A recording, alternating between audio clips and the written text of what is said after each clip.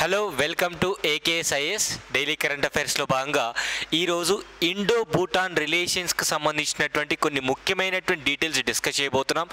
And ఈ అంశం ఎందుకు ఇప్పుడు మాట్లాడుకుంటున్నామంటే రీసెంట్గా ప్రైమ్ మినిస్టర్ నరేంద్ర మోదీ గారు 2 రోజుల పర్యటనలో భాగంగా భూటాన్కి వెళ్ళడం జరిగింది. సో ఇక్కడ ఒక విషయం గుర్తుపెట్టుకోవాలి, మనకు నైబర్హుడ్ ఫస్ట్ పాలసీలో భాగంగా మన చుట్టుపక్కల ఉన్నటువంటి దేశాలకి ఎక్కువగా ప్రాధాన్యత ఇవ్వడం జరుగుతుంది.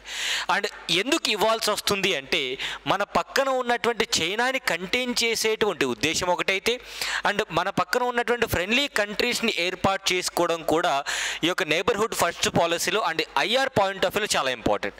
నా ప్రత్యేకమైనటువంటి అంశం ఏంటంటే ఇక్కడ 2 అంశాలు చాలా ఇంపార్టెంట్. ఈ యొక్క పర్యటనలో భాగంగా ప్రైమ్ మినిస్టర్ నరేంద్ర మోదీ గారికి ఈ యొక్క ఒక అవార్డు అయితే ఇవ్వడం జరిగింది. రీసెంట్గా ప్రైమ్ మినిస్టర్ విజిట్స్ ఏ దేశానికి అయితే వెళ్తున్నారో ఆ దేశంలో ఉన్నటువంటి హైయెస్ట్ సివిలియన్ అవార్డ్స్ అనేటువంటివి ప్రైమ్ మినిస్టర్ నరేంద్ర మోదీ గారికి ఇవ్వడం జరుగుతుంది. అంటే ఈ విజిట్లో ఇండియాకి అదేవిధంగా భూటాన్కి జరిగినటువంటి ఒక 6 MOUs అనేటువంటివి కూడా మనకి చాలా ఇంపార్టెంట్. ఈ 2 దేశాల యొక్క బలోపేతం అనేది చైనాని కంటైన్ చేయడం కోసం ఎంతో ముఖ్యమైనది. మీరు గమనించుకుంటే 2017లో కూడా డోక్లామ్ ఇష్యూ అనేటువంటిది విపరీతంగా జరిగింది. డోక్లామ్ అనేటువంటిది ఒక ట్రై జంక్షన్, ఇండియాకి భూటాన్కి చైనాకి మధ్యలో ఉన్నటువంటి ట్రై జంక్షన్గా చెప్పుకుంటాం. ఇలాంటి పరిస్థితుల్లో అంటే చైనా అనేది భూటాన్కి దగ్గర అవుతున్నటువంటి పరిస్థితుల్లో భారతదేశం భూటాన్కి మరింత దగ్గర అవ్వడం అనేది చాలా కీలకమైనటువంటి అంశం. ఎందుకంటే మీరు గమనించుకోవచ్చు, శ్రీలంక కావచ్చు లేదంటే మాల్దీవ్స్ కావచ్చు, ఇండియాకి శ్రీలంక మాల్దీవ్స్కి ఉన్నటువంటి రిలేషన్స్ కొంత డిస్టెన్స్ అయితే పెరిగిందని చెప్పుకోవచ్చు because of the China containment అని చెప్పవచ్చు. అంటే రీసెంట్గా మాల్దీవ్స్కి మనకి జరుగుతున్నటువంటి ఒక చిన్నపాటి డిఫరెన్స్ ఆఫ్ ఒపీనియన్ కావచ్చు, అండ్ మాల్దీవ్స్కి మనకు ఉన్నటువంటి భేదాభిప్రాయాలు ఫర్ లాస్ట్ 4 months నుంచి అక్కడ ఏర్పాటైనటువంటి కొత్త ప్రభుత్వం ఏదైతే ఉందో దాని నుంచి మనకు ఎక్కువగా ఇబ్బందులు కలుగుతున్నాయి. అంటే భారతదేశం యొక్క సహాయ సహకారాలు కూడా వారు వద్దు అని చెప్పడం జరుగుతుంది.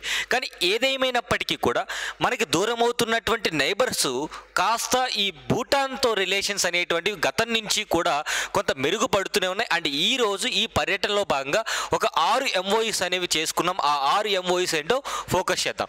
అండ్ ఇక్కడ మీరు పిక్చర్లో చూస్తున్నట్టయితే ప్రైమ్ మినిస్టర్ నరేంద్ర మోదీ గారికి ఈ పర్యటనలో భాగంగా అంటే ఆల్రెడీ ముందుగానే అనౌన్స్ చేశారు, కోవిడ్ టైంలోనే ఈయనకు ఈ యొక్క అవార్డు అనౌన్స్ చేయడం జరిగింది. అండ్ ఇప్పుడు ప్రదానం చేయడం జరిగింది. The order of Druk Gyalpo అనేటువంటి అవార్డు అనేది, the order of Druk Gyalpo award అనేటువంటిది ప్రైమ్ మినిస్టర్ నరేంద్ర మోదీ గారికి ఈ యొక్క అవార్డు ఈ పర్యటనలో భాగంగా భూటాన్లో చేయడం జరిగింది.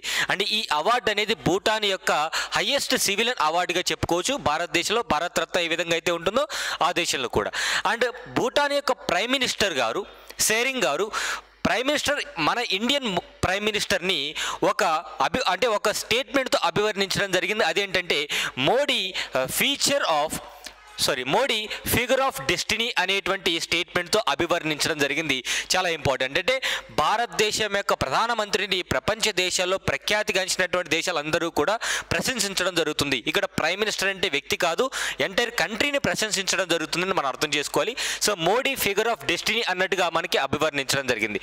అండ్ ఇక్కడ ఈ అంశం ఎందుకు మాట్లాడుకుంటున్నామంటే ఇండో భూటాన్ రిలేషన్స్లో భాగంగా ప్రైమ్ మినిస్టర్ నరేంద్ర మోదీ గారు ఈ 2 రోజుల పర్యటనలో భూటాన్కి వెళ్ళడం జరిగింది. సో అక్కడ ప్రైమ్ మినిస్టర్ నరేంద్ర మోదీ గారికి the order of Druk Gyalpo అనేటువంటి అవార్డు ప్రదానం చేయడం జరిగింది. ఈ అవార్డు అనౌన్స్ చేసింది ఎప్పుడంటే 2021లో అనౌన్స్ చేయడం జరిగింది.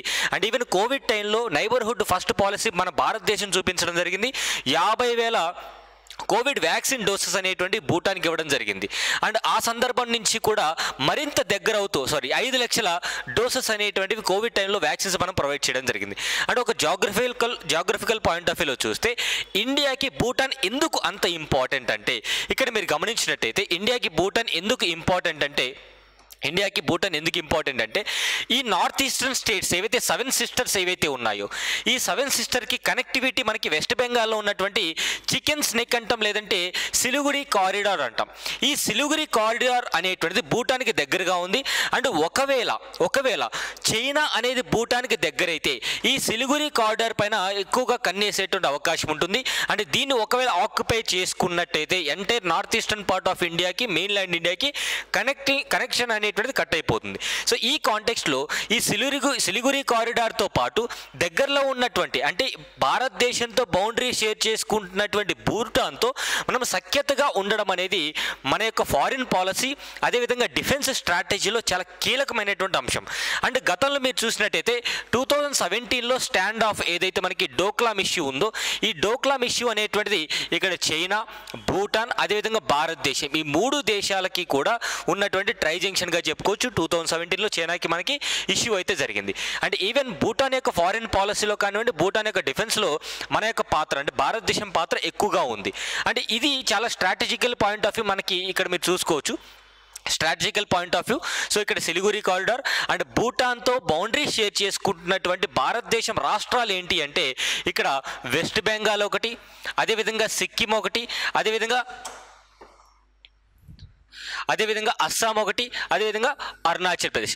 టోటల్గా భూటాన్తో బౌండరీ షేర్ చేసుకుంటున్నటువంటి భారతదేశం యొక్క కంట్రీస్ వచ్చేసి మీరు గమనిస్తే సో సిక్కిం, వెస్ట్ బెంగాల్, అదేవిధంగా అస్సాం, అరుణాచల్ ప్రదేశ్ ఈ 4 స్టేట్స్ అనేటువంటివి ఇండియా నుంచి భూటాన్తో బౌండరీ షేర్ చేసుకుంటున్నాయి.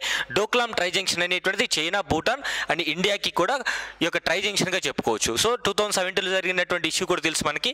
అండ్ ఇక్కడ మీరు గమనిస్తే భూటాన్ యొక్క ప్రైమ్ మినిస్టర్ ఇండియన్ ప్రైమ్ మినిస్టర్ని ఉద్దేశించి ఇక్కడ భారతదేశం అనేటువంటిది 2030 కల్లా భారతదేశం అనేది 2030 కల్లా 3rd లార్జెస్ట్ ఎకానమీగా ఎదగబోతుంది అని జోషిన్ చెప్పడం జరిగింది. అండ్ ఇక్కడ డెఫినెట్లీ ఇప్పటికే మనం 5th లార్జెస్ట్ కంట్రీగా ఉన్నాం.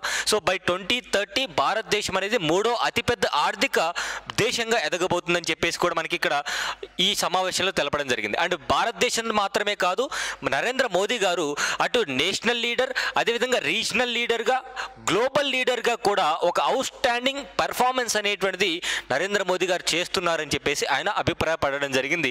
అండ్ మోస్ట్ ఇంపార్టెంట్లీ రీసెంట్గా ప్రైమ్ మినిస్టర్ నరేంద్ర మోదీ గారికి తన యొక్క పర్యటనలో భాగంగా వచ్చినటువంటి highest civilian awards of that particular country. So ఇక్కడ ప్రతి ఒక్క కంట్రీకి సంబంధించినటువంటి highest civilian awards Narendra Modi గారికి ఏమి ఇచ్చారు ఇక్కడ లిస్ట్ అనేది ఇచ్చాను.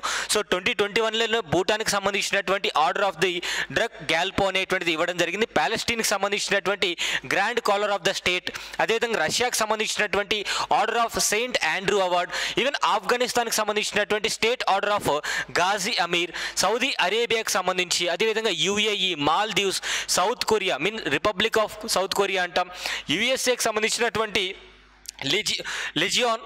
లిజియాన్ ఆఫ్ మెరిట్ అనేటువంటి అవార్డు కూడా రీసెంట్గా ప్రైమ్ మినిస్టర్ మోదీ గారికి అవార్డు చేయడం జరిగింది. అంటే ప్రైమ్ మినిస్టర్ గారి 2nd టర్మ్లో ఆయన ఏ దేశాల్లో అయితే పర్యటించడం జరిగిందో ఆ దేశాల్లో ఆయనకి హయ్యెస్ట్ సివిలియన్ అవార్డ్స్ అనేటువంటివి ప్రదానం చేయడం జరిగింది. ఎగ్జామినేషన్ పాయింట్ ఆఫ్ మనకి ఇవి చాలా ఇంపార్టెంట్. తర్వాత సో ఈ పర్యటనలో భాగంగా భూటాన్తో భారతదేశం చేసుకున్నటువంటి 6 ఒప్పందాలు అనేవి మనకి చాలా ఇంపార్టెంట్. సో టోటల్గా 6 MOUs అనేటువంటివి మనం చేసుకోవడం జరిగింది. MOUs అంటే మెమరాండమ్ ఆఫ్ అండర్స్టాండింగ్ అంటాం. సో భారతదేశం భూటాన్ భవిష్యత్తులో రెన్యూవబుల్ ఎనర్జీ పైన, అదేవిధంగా అగ్రికల్చర్ వ్యవసాయం పైన, పర్యావరణం పైన, అదేవిధంగా ఫారెస్ట్రీ, యూత్ ఎక్స్చేంజ్ కానివ్వండి, టూరిజం కానివ్వండి, యూత్ ఎక్స్చేంజ్ అంటే మనకి స్పోర్ట్స్లో కానివ్వండి, ఈ అంశాల్లో భారతదేశం భూటాన్ అనేది కలిసి పనిచేస్తున్నాయి, వారు కలిసి పని చేయబోతున్నారు అన్నట్టుగా మనకి MOU చేసుకోవడం జరిగింది. మొదటి MOU వచ్చేసి భారతదేశం నుంచి పెట్రోలియం ప్రోడక్ట్స్ అనేటువంటివి భూటాన్కి పంపించే విధంగా ఇదొక MOU. అండ్ ఇంకొక అగ్రిమెంట్ అయితే చేసుకున్నాం, స్పేస్ కోఆపరేషన్ అంటే ఇస్రోకి సంబంధించినటువంటి అండ్ భూటాన్కి సంబంధించినటువంటి స్పేస్ కోఆపరేషన్స్ అనేటువంటి భవిష్యత్తులో మరిన్ని చేయబోతున్నాం. గతంలో ఆల్రెడీ ఈ యొక్క 2022 నవంబర్ సంవత్సరంలో భూటాన్కి సంబంధించినటువంటి ఒక శాటిలైట్ అనేటువంటిది మనం జాయింట్గా డెవలప్ చేసి భారతదేశం నుంచి పంపించడం జరిగింది. అంటే సెకండ్ MOU వచ్చేసి ఒక 2 రైల్ ప్రాజెక్ట్స్ అనేటువంటివి కూడా భారతదేశం భూటాన్ డెవలప్ చేయబోతుంది. చాలా చాలా important strategical point of view. So ఈ 2 రైల్ ప్రాజెక్ట్స్ వచ్చేసి కోక్రాజర్, అదేవిధంగా గెలుపు ఈ ప్రాంతాలకి, అదేవిధంగా బనర్హట్ అండ్ సామ్సై ఈ 2 ప్రాంతాలకి, అంటే ఈ 2 రైల్వే ప్రాజెక్ట్స్ అనేటువంటివి ఇండియా భూటాన్ డెవలప్ చేయడం జరుగుతుంది. సో వాటికి సంబంధించినటువంటి MOU కూడా మనం చేసుకున్నాం, మెమరాండమ్ ఆఫ్ అండర్స్టాండింగ్ అంటాం. సో ఇక్కడ ఒకసారి మీరు మ్యాప్ కూడా చూడొచ్చు, you can see the map here. So ఇక్కడ మీరు మ్యాప్ చూస్తే ఈ అస్సాంలో ఉన్నటువంటి కోక్రాజర్ అనే ప్రాంతం నుంచి భూటాన్ దేశంలో ఉన్నటువంటి గెలుపు అనేటువంటి ఈ రెండు ప్రాంతాలకి రైల్వే లైన్ అనేటువంటిది కనెక్ట్ చేస్తున్నాము. ఇది ఒక మోస్ట్ ఇంపార్టెంట్ ఈ యొక్క 2 కంట్రీస్కి సంబంధించినటువంటి ప్రాజెక్ట్గా, రైల్వే లింక్ ప్రాజెక్ట్గా చెప్పుకోవచ్చు. అదేవిధంగా గత సంవత్సరం ఇండియాకి బంగ్లాదేశ్కి కూడా ఒక ట్రైన్ అనేటువంటిది మనం ఈ యొక్క వెస్ట్ బెంగాల్ కలకత్తా నుంచి ఢాకా వరకు రన్ అవుతున్నటువంటి ట్రైన్ కూడా ఒకటి ఉంది. ఆ ట్రైన్ యొక్క నేమ్ ఏంటో కమెంట్ బాక్స్లో కమెంట్ చేయండి ఫ్రెండ్స్. ఇది కూడా బంగ్లాదేశ్ ఇండియాకి మధ్యలో రన్ అయ్యేటువంటి ట్రైన్ అనమాట. సో అలాగే కోక్రాజర్ అదేవిధంగా గెలుపు ప్రాంతాలకు సంబంధించి ఈ యొక్క రైల్వే లైన్ అనేటువంటిది ఈ యొక్క వేయబోతున్నారు. అదేవిధంగా ఇంకొక ప్రాజెక్ట్ వచ్చేసి, అంటే సేమ్ ఇంకొక రైల్వే లైన్ వచ్చేసి బనర్హట్ అండ్ శాంసే అనేటువంటి ప్రాంతాలకి. సో బనర్హట్ అనేటువంటిది వెస్ట్ బెంగాల్లో ఉంది. అదేవిధంగా శాంసే అనేటువంటిది భూటాన్లో ఉంది. సో ఇక్కడ మీరు చూడొచ్చు శాంసే అదేవిధంగా బనర్హట్. సో ఈ ప్రాంతాలకు సంబంధించినటువంటి 2 రైల్వే లైన్లు భారతదేశం మరియు భూటాన్ డెవలప్ చేయాలని చెప్పేసి నిర్ణయం తీసుకోవడం జరిగింది. అండ్ నెక్స్ట్ మీరు చూస్తే మూడవ ఎంఓయూ వచ్చేసి భారతదేశానికి వస్తున్నటువంటి లేదా భూటాన్ నుంచి ఎక్స్పోర్ట్ అవుతున్నటువంటి ఫుడ్ ప్రోడక్ట్స్ ఏవైతే ఉన్నాయో, భూటాన్ దేశానికి సంబంధించినటువంటి ఫుడ్ సేఫ్టీ అథారిటీ ఏదైతే ఉందో అది ఒకసారి సర్టిఫై చేసిన తర్వాత దాన్ని మనం యాక్సెప్ట్ చేస్తాం. అంటే మళ్ళీ ఇక్కడ చెకింగ్స్ ఏమీ చేయకుండా యాజ్ ఇట్ ఈస్ దాన్ని యాక్సెప్ట్ చేస్తూ ఈ యొక్క food safety authority of India, food safety and standards authority of India, అదేవిధంగా Bhutan food and drug authority BFDA, ఈ 2 ఇన్స్టిట్యూషన్స్ కూడా ఒప్పందం చేసుకోవడం జరిగింది. సో ఈ యొక్క ఫుడ్ ప్రోడక్ట్స్ అనేటువంటి భూటాన్ నుంచి ఇండియాకి వచ్చేటువంటి ప్రాసెస్లో ఎక్కువ చెకింగ్స్ లేకుండా ఒక్కసారి వీరు ఆమోదించినట్టయితే FSSAI కూడా ఆమోదిస్తున్నట్టుగా. అదేవిధంగా 4th MOU వచ్చేసి కోఆపరేషన్ ఇన్ ఎనర్జీ కన్జర్వేషన్. అదే మనకి బ్యూరో ఆఫ్ ఎనర్జీ ఎఫిషియన్సీకి సంబంధించినటువంటి ఈ ఇన్స్టిట్యూషనల్ కోఆపరేషన్. అదేవిధంగా 5వ MOU వచ్చేసి MOU on cooperation on reference standards. అదేవిధంగా ఫార్మాస్యూటికల్, భారతదేశం అనేటువంటిది ఫార్మసీలో చాలా అగ్రగామిగా ఎదుగుతూ ఉంది. సో ఈ కాంటెక్స్ట్లో భారతదేశానికి సంబంధించినటువంటి ఫార్మాకోపియా ఏదైతే ఉందో, మన యొక్క మెడికల్ నాలెడ్జ్ ఏదైతే ఉందో దాన్ని భూటాన్తో షేర్ చేసుకుంటున్నట్టుగా MOU చేయడం జరిగింది. అదేవిధంగా 6th MOU వచ్చేసి ఇరు వర్గాలు కూడా, అంటే 2 దేశాలు కూడా cooperation in sports and youth, అంటే క్రీడల్లో అదేవిధంగా యూత్ అఫైర్స్లో కూడా భూటాన్ ఇండియా కలిసి పనిచేయాలని చెప్పేసి నిర్ణయం తీసుకోవడం జరిగింది. సో ఇవి ఈ యొక్క 6 MOUs రీసెంట్ విజిట్లో ప్రైమ్ మినిస్టర్ నరేంద్ర మోదీ గారికి అదేవిధంగా భూటాన్ ప్రైమ్ మినిస్టర్ షేరింగ్ గారికి జరిగినటువంటి ఈ యొక్క అగ్రిమెంట్స్ అనమాట. సో 2 రైల్వే లైన్ ప్రాజెక్ట్స్ చాలా ఇంపార్టెంట్. అదేవిధంగా 6 MOUs అనేటువంటి చేసుకున్నాం.